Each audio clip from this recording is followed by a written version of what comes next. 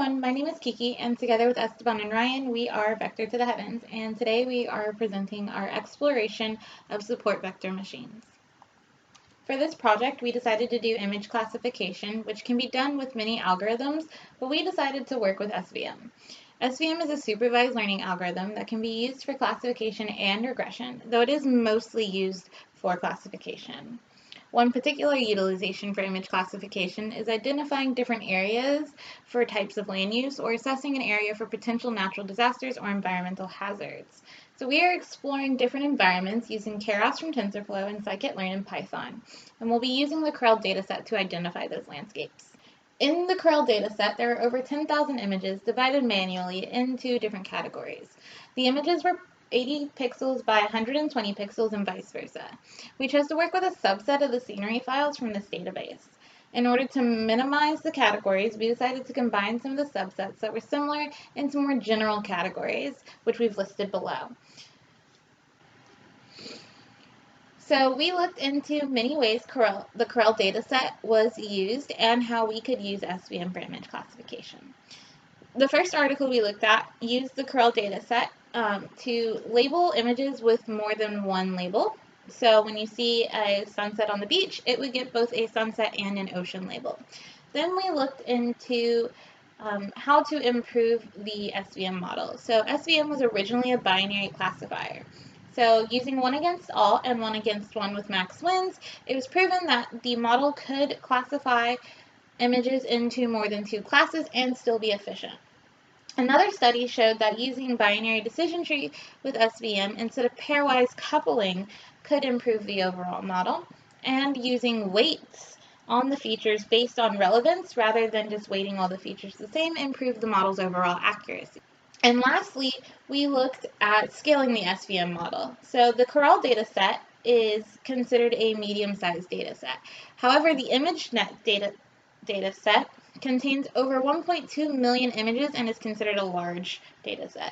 Using such a large dataset would require more processing power. Typically, SVM is normally done with medium-sized models, but it was proven that SVM could work on such a large dataset and still work efficiently. Now, Ryan and Esteban are going to go more in depth on our experiments with SVM using that Keras and scikit-learn in Python. In our experiments, we used TensorFlow core functionality and a Keras convolutional network. I will explain what convolutions are shortly. The neural network uses a support vector machine for the final output layer with an L2 kernel regularization parameter and softmax activation function. In some of the models tested, we used nonlinear transformation layers to produce a nonlinear classifier. Neural networks are information processing algorithms which learn from training data through a series of hidden layers containing perceptrons, followed by an output layer with an activation function. Typically, the data is in tabular format, providing easy access to recorded information, preferably without multicollinearity concerns. Each layer has weighting combinations and thresholds for activation of singular or multiple neurons in the next layer. Convolutional neural networks also have input and output layers. However, a convolution unit receives its input from multiple units from the previous layer in a small neighborhood. Because we're dealing with images, information is gathered differently. Edges, shapes, colors, and the ratios and relations between each of those matter greatly towards accurate predictions. This is especially useful in applications where related information is shared in those small neighborhoods like images, video, and speech. How this relates to support vector machines. So, TensorFlow is a primarily neural network focused library. Localized subsets of images called kernels are identified by the model for certain features. Those features are given weights during Keras's linear model training through each layer of the neural network. That linear model has 0 or more nonlinear transformations to enable the final output layer to predict a class. And in that way, you can either have a linearized or non-linearized or kernelized in some manner layer for output. The network we trained contains all the features of a traditional multi-class support vector machine: nonlinear kernel transformations, regularization, softmax activation function, and squared hinge loss function. The advantage is that our convolutional layers allow more advanced training techniques which are needed for images. Kernels are used to evaluate existing scalar products to higher dimension feature spaces by replacing the dot product with the result from a chosen kernel function. Using this, we can avoid input variable transformations and instead transform the input space to learn nonlinear decision boundaries. There are unlimited options for kernel functions, though they can be broadly sorted into these categories: linear, polynomial for higher degree feature space, radial basis function, and sigmoid kernels. For my example convolution, on the left you can see a 6x6 image split into the 3 color channels with values ranging from 0 to 255, or 8 bits. The kernels in the next step are passed over the whole image and used to alter source pixels based on neighboring pixel values and kernel weights. You can see a variety of kernel types in this example: one to sharpen colors in an image, blur images, or to simply pass values to the next layer with the identity kernel. A weighted sum is used to compute the new values. You can have multiple convolutions in a single layer based on how many kernels you specify. After all kernels in a layer finish computation, data scientists typically pool values together to summarize information for the next layer. You could also delete information with this method due to noisy images in your samples. Here are some important definitions. A tensor is an nth rank array. A 0th rank array is called a scalar, a first rank is a vector, and a second rank is a matrix because it has rows and columns. A tensor has more than rows and columns. It has depths, or it can have 4 dimensions, and so on. Stride is the distance between the source pixel and the next pixel when kernels are moved. Max pooling and average pooling downsample the output kernel space by taking the maximum or average value over a pixel width by pixel height input window for each channel of the input. And random Fourier features are used to kernelize linear models with nonlinear transformations. Our choice of multi-class activation function was softmax due to its multi-class output. The softmax function is a nonlinear, unbounded function that maps real valued input from negative infinity to positive infinity to an output between 0 and 1 that sums to 1 for each input vector, as you can see in the example below. This will sum to 1, and the most probable class is class 0, predicted as aquatic. This is one of the 16 model configurations we used for 792 images and testing 198 images. The first layer rescales pixel values to range 0 to 1, making it easier for the network to converge. Next is the convolutional layer with 32 kernels/filters with a 3 pixel by 3 pixel window calculating weights for every 2 pixels. That's the stride. Average pooling takes the average of the 32 kernel values per pixel output, and we repeat with another 2 convolution and pooling layers, this time with 16 filters. We then have to flatten the output to impute randomized RBF features, that's the radial basis function kernel, to transform the input space. Dropout prevents overfitting for each training loop, and the dense layer is the output layer with 4 classifications possible: softmax activation and L2 regularization. In the compilation method, we specified either the adaptive moment estimator, ATOM, or stochastic gradient descent. The categorical hinge then automatically detects whether squared hinge or hinge loss is appropriate, and we monitored accuracy and area under the curve, which is that AUC. In our test results, as we show here, the ATOM optimizer had the greatest results, better than the stochastic gradient descent in terms of accuracy. The delineation of linear versus nonlinear is due to the inclusion or exclusion of the random Fourier features Gaussian radial basis function kernelization layer. Important to note, validation accuracy and loss generally had higher variance from training accuracy for atom than for stochastic gradient descent. And down at the bottom right, you can see the best models confusion matrix and verify for yourself. As you can see, we tested with a couple of L2 penalties and either average or max pooling. So for our investigation into the scikit-learn SVM methods, those being SVC, new SVC, and linear SVC, we actually took the opportunity to perform the work and train those models using HOGs, histograms of oriented gradients. HOGs are feature descriptors that focus on the structure and shape of an object. They're used in computer vision and image processing. It counts the occurrences of gradient orientation in a localized portion of an image. We see that on the bottom right with the mountain range after it's been desaturated.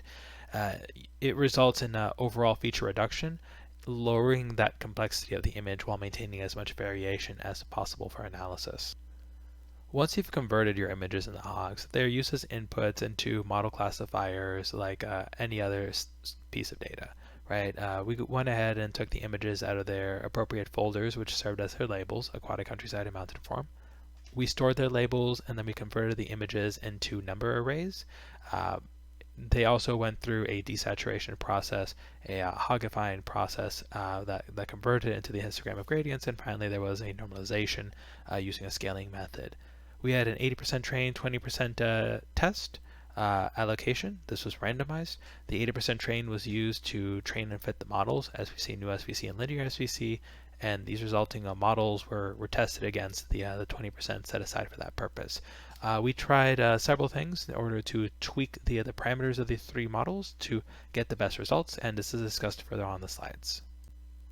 This is a great visualization of what a HOG is all about.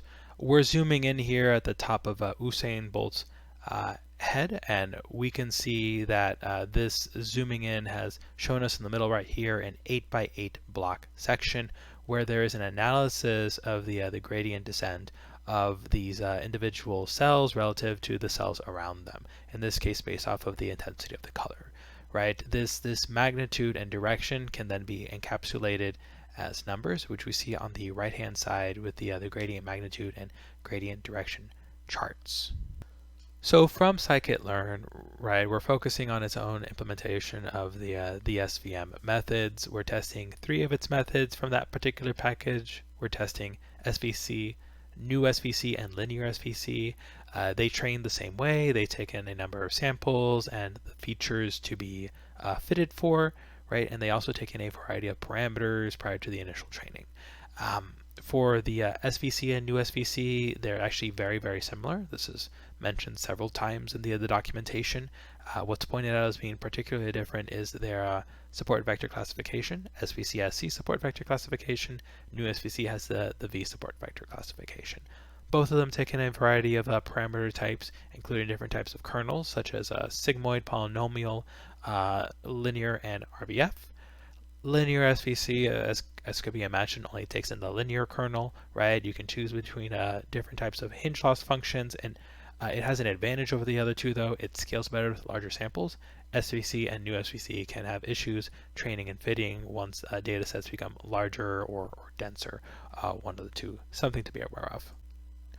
One of the parameters that we went ahead and adjusted in order to find the optimal input for our method was, of course, the HOG transformers, pixels per cell, and cells per block, which alters the blocks and the granularity of the resulting images to be analyzed. So we had pixels per cell and cells per block that ranged from 4.4 to 16.16 for pixels per cell and 1.1, and we went up to 4.4 for cells per block. Values beyond this range tend to be problematic with resulting calculations. So what we found was that the pixels per cell looked better to the human eye on the lower end, but we got better results from the algorithms for the larger values, 16 by 16. Cells per block, likewise, we seem to get better performances once we scaled up to 4.4. The issue with scaling these values up and down is that they can result in shapes with much larger dimensions. We can see one right there at 5,400 for the 4.4, 1.1, and then down here it starts to scale up again for the 1616 4x4. Taking the results from the Hawk transformer and that optimization, we went ahead and tested different variations of the SVM methods from the sklearn. So for the linear SVC, we tested the hinge loss function and then the squared hinge loss function. For new SVC and the SVC, we went ahead and tested the different kernels with the gamma scaling and the gamma auto options. So those two options didn't necessarily alter it too much, but we did see significant changes from the new SVC and SVC on the kernel types being utilized. So the best performer that we can see here appear to have been new SVC and SVC for the kernel type being RBF. As mentioned in the previous slide, the best performing test result from our scikit-learn SVMs was SVC with a kernel set to RBF and gamma set to either scale or auto. The remaining parameters you can see as to how they were set. An accuracy of 64.14% was the best performance. That's not necessarily the best, and it does not beat our own implementation of TensorFlow. And this could be for a variety of reasons. As we can see in the confusion matrix, one of the things that stands out the most is how aquatic oftentimes got mixed in with mountain. We can see 17 aquatic here for a correct classification, and then 16 here for mountain. That could be because icebergs and waves can have superficial resemblances to mountains from a gradient perspective, from a desaturated, low detail perspective. There could be a variety of reasons for why RBF was the best performing kernel. In this case, RBF is typically considered a more general purpose kernel for datasets where there is no prior knowledge as to their behavior. More investigation can be done as to why this was the case in this instance.